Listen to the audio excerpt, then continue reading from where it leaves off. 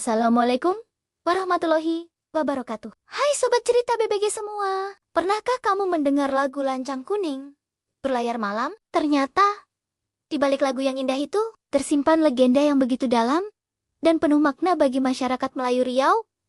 Lancang Kuning bukan sekadar nama kapal, tapi simbol kebesaran, tragedi, dan identitas budaya. Yuk, kita selami bersama dua versi ceritanya yang paling terkenal. Versi pertama adalah kisah si Lancang, seorang pemuda miskin yang merantau demi mengubah nasib. Berkat kerja kerasnya, ia berhasil menjadi saudagar yang kaya raya, memiliki banyak kapal dan istri yang cantik. Suatu hari, kapal megahnya yang berwarna kuning berlabuh di kampung halamannya. Ibunya yang sudah tua dan miskin, dengan penuh rindu, mencoba naik ke kapal untuk memeluk putra kesayangannya.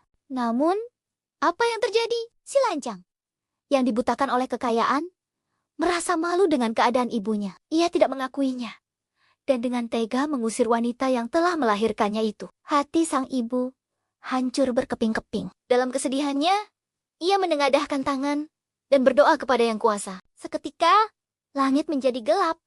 Badai dahsyat datang dan menghantam kapal si Lancang hingga hancur berkeping-keping. Konon, sisa-sisa kapalnya berubah menjadi daratan dan nama-nama tempat di Riau. Seperti negeri lipat kain yang berasal dari kain-kainnya, atau sungai Ogong yang berasal dari bunyi gong kapalnya. Kisah ini menjadi pengingat abadi tentang bahaya durhaka kepada orang tua. Versi kedua membawa kita ke era kerajaan, tepatnya di Kerajaan Bukit Batu, Bengkalis. Legenda ini berpusat pada konflik cinta segitiga antara seorang gadis bernama Zubaidah dengan dua panglima hebat, Panglima Umar dan Panglima Hasan. Raja saat itu, Datuk Laksmana Perkasa Alim, memerintahkan pembuatan sebuah kapal megah yang diberi nama Lancang Kuning. Namun, kapal ini tak kunjung bisa diluncurkan ke laut. Seorang tetua adat mengatakan bahwa kapal itu meminta tumbal, yaitu darah seorang gadis. Panglima Hasan, yang cintanya ditolak oleh Zubaidah, tega membunuh gadis itu, dan darahnya digunakan untuk meluncurkan Lancang Kuning. Panglima Umar, kekasih Zubaidah, murka melihat kejadian itu. Terjadilah pertarungan sengit antara dua panglima di atas dek Lancang Kuning yang sedang berlayar. Akhirnya, Panglima Umar berhasil membunuh Panglima Hasan.